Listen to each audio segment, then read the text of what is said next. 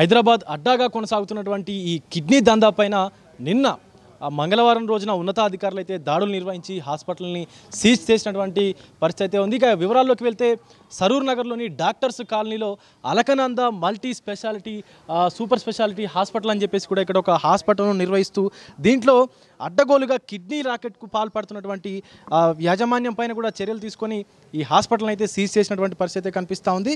అయితే పేషెంట్లను ఇక్కడే వదిలేసి అధికారులు వచ్చినప్పుడు పేషెంట్లను ఇక్కడే వదిలేసి పరారైనటువంటి పరిస్థితి కూడా ఉంది డాక్టర్లు.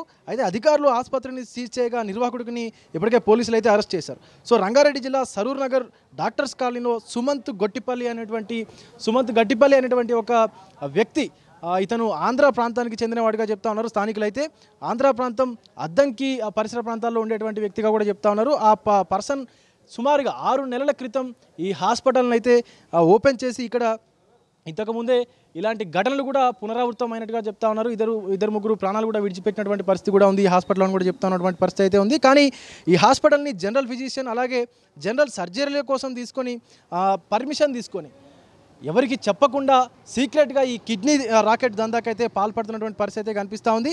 అయితే వైద్యాధికారుల నుంచి 9 బెడ్లకు మాత్రమే పర్మిషన్ తీసుకొని సుమారుగా మనకి ఇది కనిపిస్తూ ఉంది కదా, 4 ఫ్లోర్లు ఉంది. ఈ 4 ఫ్లోర్ల బిల్డింగ్లో సుమారుగా 30 బెడ్లను కూడా వేసి ఎలాంటి అనుమతులు కూడా తీసుకోకుండా ఈ అలకనంద ఆసుపత్రిని అయితే నిర్వహిస్తూ ఉన్నాడు. అయితే ఈ ఆసుపత్రిలో ఈ కిడ్నీ మార్పిడి దందా కొనసాగుతుందని చెప్పేసి నిన్న రంగారెడ్డి డిఎంహెచ్ఓకు అలాగే వైద్య ఉన్నతాధికారులకైతే ఇంటలు అందింది. దాంతో పోలీసు ఉన్నతాధికారులకు సమాచారం అందించినటువంటి డిఎంహెచ్ఓ అధికారి ఇక్కడ ఉన్నటువంటి స్థానిక వైద్యాధికారులను తీసుకొచ్చి ఒక్కసారిగా ఆకస్మికంగా తనిఖీలు అయితే చేసినటువంటి పరిస్థితి కనిపిస్తూ ఉంది.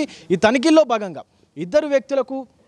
తమిళనాడుకు చెందినటువంటి 2 వ్యక్తుల నుంచి మనం నజ్రీన్ బాను అనేటువంటి వ్యక్తి ఇంకొక వ్యక్తి నుంచి కూడా ఫిరోజ్ బేగం అనేటువంటి 2 వ్యక్తుల నుంచి కూడా కిడ్నీల్ని తీసుకొని కర్ణాటకకు చెందినటువంటి బిఎస్ రాజశేఖర్ అలాగే కృపాలత అయినటువంటి 2 వ్యక్తులకు ఆ కిడ్నీలను కూడా అమర్చినటువంటి పరిస్థితి కనిపిస్తూ ఉంది. జనవరి 17వ తేదీన ఈ తంత అయితే కొనసాగింది. అయితే ఈ మొత్తం సంఘటన తెలుసుకున్నటువంటి అధికారులు ఒక్కసారిగా ఆసుపత్రి పైన దాడి చేయడంతో ఇక్కడ ఉన్నటువంటి ఆసుపత్రి సిబ్బంది అలాగే ఆసుపత్రిలో ఆ కిడ్నీ ట్రాన్స్ప్లాంటేషన్ చేసినటువంటి వైద్య అధికారులు డాక్టర్స్ కూడా చెప్పా పెట్టకుండా పారిపోయినటువంటి పరిస్థితి కనిపిస్తూ ఉంది. కేవలం అంటే దిగువ మధ్యతరగతి పేదరికంలో ఉన్నటువంటి వ్యక్తులు ఎవరైతే ఉంటారో వాళ్ళని టార్గెట్గా చేసుకొని ఈ యొక్క కిడ్నీ రాకెట్కి అయితే పాల్పడుతున్నటువంటి పరిస్థితి కనిపిస్తూ ఉంది. ఇక్కడ వాళ్లకు డబ్బు ఆశ చూపించి సుమారుగా ఒక్కొక్క కిడ్నీని 50 నుంచి 55 లక్షల రూపాయలకు కూడా ఇక్కడ విక్రయిస్తున్నట్టుగా కూడా తెలుస్తూ ఉంది. అయితే డాక్టర్స్ కూడా ఇక్కడి నుంచి మన ఏపీ తెలంగాణ డాక్టర్స్ని కాకుండా నార్త్ సైడ్ నుంచి పంజాబ్ హర్యానా ఆ సైడ్ నుంచి కూడా డాక్టర్స్ను పిలిపించి మరి ఈ కిడ్నీ రాకెట్స్కు పాల్పడుతున్నట్టుగా కూడా ఇక్కడ ఉన్నటువంటి స్థానికులు అయితే చెప్తా ఉన్నారు. మనం ఒక్కసారి చూసుకున్నట్లయితే ఇది కేవలం 6 నెలల క్రితం మాత్రమే ఓపెన్ చేసినటువంటి ఆసుపత్రి. అయితే ఈ కిడ్నీ ట్రాన్స్ప్లాంటేషన్ చేసి ఏదైతే చేసినటువంటి కిడ్నీ ట్రాన్స్ప్లాంటేషన్ ఉందో పోలీసులు చూపి వీళ్ళను ఒక్కసారిగా డాక్టర్స్ అయితే పరారైనటువంటి పరిస్థితి కనిపిస్తూ ఉంది పోలీసులను చూసి.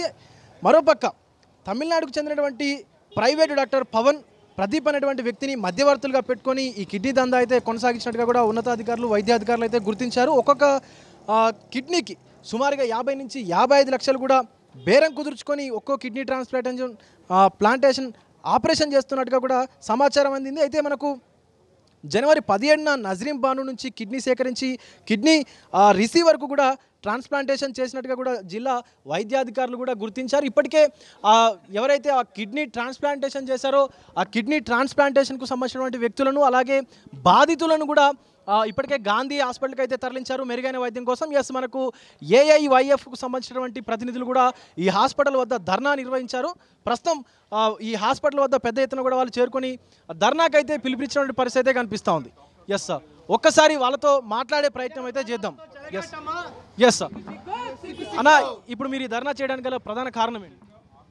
ఈరోజు ప్రజల ప్రాణాలను కాపాడాల్సినటువంటి ఆసుపత్రులు, ప్రైవేట్ కార్పొరేట్ ఆసుపత్రులు ఈరోజు ధనార్జన ధ్యేయంగా ఈరోజు పూర్తిగా వ్యాపారమయం చేస్తుంది. ఈరోజు అర్హత లేనటువంటి నిష్ణాతులని డాక్టర్లతోని ఈరోజు సర్జరీల పేరిట ఈరోజు వ్యాపార వికృత క్రీడ చేస్తున్నారనేది మేము ఆల్ ఇండియా యూత్ ఫెడరేషన్గా ఖండిస్తూ ఉన్నాము. ఎందుకంటే ఈరోజు కేవలం ఒక అలకానంద హాస్పిటల్లో జరుగుతున్న ఉదంతమే కాదు, ఈరోజు రాష్ట్ర వ్యాప్తంగా ఈరోజు సామాన్య ప్రజల్ని ఈరోజు పీడించే విధంగా, ఈరోజు ధనాల్ని దోచుకునే విధంగా ఈ హాస్పిటల్ వ్యవహరిస్తున్నాయి. ఈరోజు ఈ అలకానంద హాస్పిటల్ కేవలం 9 పడకల ఆసుపత్రికి అనుమతి తీసుకుని ఈరోజు 30 పడకలు నడిపిస్తుంటే ఈరోజు అంటే అధికారులకు కూడా దీంట్లో పార్ట్నర్షిప్ ఉందన్నట్టు మీరు? వాస్తవంగా ఈరోజు రంగారెడ్డి జిల్లాకు సంబంధించినటువంటి వైద్య శాఖ అధికారులు వైద్య ఆరోగ్య శాఖ అధికారులు పూర్తిగా నిర్లక్ష్యంగా వ్యవహరిస్తున్నారనేది మేము ఆరోపిస్తున్నాము. ఎందుకంటే ఈరోజు మీరు ఎన్ఓసి ఇవ్వాల్సిన అధికారులు ఈరోజు 30 పడకలు నడిపిస్తుంటే ఎందుకు మీరు విచారణ నిష్పక్షపాతంగా చేయలేదు, వీళ్ళకి తర్ఫీదు ఇచ్చేటువంటి నేపథ్యంలో మీరు ఎందుకు చర్యలు తీసుకోలేదని చెప్పి ఈరోజు ఏవేగా మేము డిమాండ్ చేస్తూ ఉన్నాం. గతంలో కూడా ఈ ఆసుపత్రి నుంచి ఒకరిద్దరు చనిపోయారు వైద్యుల నిర్లక్ష్యం వల్ల అని చెప్పి కూడా స్థానికులు పేర్కొంటున్నారు, నిజమేనాది? అంటే ఇక్కడ కూడా మేము నిన్న జరిగినటువంటి ఉదంతంతో ఈరోజు పొద్దున కూడా అనేక మంది ఇక్కడ కాలనీ వాసులు కూడా మాట్లాడుకుంటున్నారు. వాస్తవానికి ఇది కేవలం 6 నెలలకు మాత్రమే వ్యవధికి మాత్రమే పర్మిషన్ తీసుకుంటే హాస్పిటల్ దాదాపు సంవత్సర కాలంగా నిర్వహిస్తుంటే ఈరోజు వైద్య శాఖ అధికారులు నిద్రపోతున్నారా అని చెప్పి మేము ప్రశ్నిస్తున్నాము. కాబట్టి తక్షణమే కేవలం అలకానంద హాస్పిటల్ మీదే కాదు, ఇది రాష్ట్ర వ్యాప్తంగా ఉన్నటువంటి ప్రైవేట్ కార్పొరేట్ హాస్పిటల్ మీద విస్తృతంగా చర్యలు చేపట్టాలని చెప్పి మేము ఆల్ ఇండియా యూత్ ఫెడరేషన్గా మేము ఈ రాష్ట్ర ప్రభుత్వాన్ని రాష్ట్ర వైద్య ఆరోగ్య శాఖని డిమాండ్ చేస్తూ ఉన్నాం. సనా, ఇప్పుడు ఇక్కడ ఖచ్చితంగా బయట వ్యక్తుల నుంచి అంటే బయట వైద్య సిబ్బందిని తీసుకొచ్చి ఈ హాస్పిటల్ నిర్వహిస్తున్నారని చెప్తున్నారు, నిజమేనది? అది 100% వాస్తవమే కావచ్చు. ఎందుకంటే ఇవాళ ఇది ఏ విధంగా తయారైందంటే ఎలాంటి వాళ్ళకు అంటే చదువుకొని వాళ్ళని తీసుకొచ్చి కూడా ఇలా ఇక్కడ ట్రీట్మెంట్ జరిపిస్తున్న వాస్తవాలు ఇక్కడ ఉన్న కాలనీ వాళ్ళు కూడా చెప్తున్నారు. గతంలో కూడా కేవలం ఒక ఫీవర్ కోసం ఇక్కడ అడ్మిట్ అయితే వాళ్ళకు ఇతర రకాల టెస్టుల పేరుతో వాళ్ళతో డబ్బులు తీసుకోవడమే వీళ్ళ పనిగా పెట్టుకున్నారని చెప్పి ఇక్కడ కాలనీ వాసులు కూడా అంటున్నారు. మా దృష్టికి కూడా కొన్ని ఇలాంటి సంఘటనలు మా దృష్టికి కూడా వచ్చినాయి. ఇక మాకు మెయిన్గా ప్రశ్నార్థకం ఏంటంటే ఇక్కడ కేవలం డబ్బుల కోసమే కిడ్నీలు మార్పిడి అనే పేరుతో నిన్న జరిగినంత సంఘటన ఏదో ఉందో అలాంటివి ఇంతకుముందు కూడా ఘటనలు జరిగినాయని చెప్పి ఇక్కడ ఉన్న కాలనీ వాసులతో మాకు వచ్చిన సమాచారం. అత్యంత పేద వర్గాలకు చెందినటువంటి మహిళలను, నిరుపేద మహిళలను కూడా టార్గెట్ చేసుకొని వ్యవహారం చేస్తూ ఉన్నారన్నారు, నిజమేనా? నిజమే అనుకుంటున్నాము. ఎందుకంటే డబ్బుల కోసం పేదవాళ్ళని చేస్తురు అనేది 100% ఇప్పుడు నిజమైంది. ఎందుకంటే నిన్న చూసుకున్నటువంటి కిడ్నీ ట్రాన్స్ప్లాంట్ విషయంలో మనకు 100%గా తెలుస్తూ ఉంది ఈ విషయం. ఎస్, ఇది పరిస్థితి. నిరుపేద మహిళలు ఎవరైతే ఉన్నారో, సో పేద మహిళలను, నిరుపేద మహిళలను వాళ్ళకు ఎరవేసి ఒక్క కిడ్నీ ఇస్తే ఏం కాదు, ఇంకొక కిడ్నీ ఉంటుంది కాబట్టి ఖచ్చితంగా మీరు మీ ప్రాణాలకు ఎలాంటి ఇబ్బంది ఉండదు అని చెప్పేసి కూడా మాయ మాటలు చెప్పి వాళ్ళని ఏమార్చి వాళ్ళ నుంచి అక్రమంగా ఈ అవయవాలను తీసుకొని కూడా, కిడ్నీలను తీసుకొని కూడా వేరే ఎవరైతే కిడ్నీ అవసరం ఉంటుందో వాళ్ళకు ట్రాన్స్ప్లాంటేషన్ చేస్తున్నటువంటి వ్యవహారం కూడా ఇక్కడ జరిగింది అని చెప్పేసి కూడా స్థానిక యూత్ మన సభ్యులు కూడా చెప్తున్నటువంటి పరిస్థితి కనిపిస్తూ ఉంది. ఆ ట్రాన్స్ప్లాంటేషన్ ఏదైతే ఉందో అది కేవలం ఎవరైనా సరే బ్రెయిన్ డెడ్ పర్సన్ ఎవరైతే ఉంటారో వాళ్ళ నుంచి వాళ్ళ అనుమతి పొంది, వాళ్ళ కుటుంబ అనుమతి పొంది ఆ ట్రాన్స్ప్లాంటేషన్కు వాళ్ళ అవయవదానం చేస్తే తప్ప చేయనటువంటి పరిస్థితి అయితే ఉంటుంది. కానీ ఇక్కడ మాత్రం అక్రమంగా వాళ్ళకు డబ్బు ఎర చూపించి, డబ్బు ఆశ చూపించి మీ జీవితం బాగుపడుతుంది అది ఇది అని చెప్పి మాయ మాటలు, కళ్ళబొల్లి మాటలు చెప్పి అక్రమంగా వాళ్ళ శరీరం నుంచి ఈ అవయవాలు తీసుకొని కూడా ఇతరులకు అమర్చేటువంటి కార్యక్రమం అయితే జరుగుతూ ఉంది.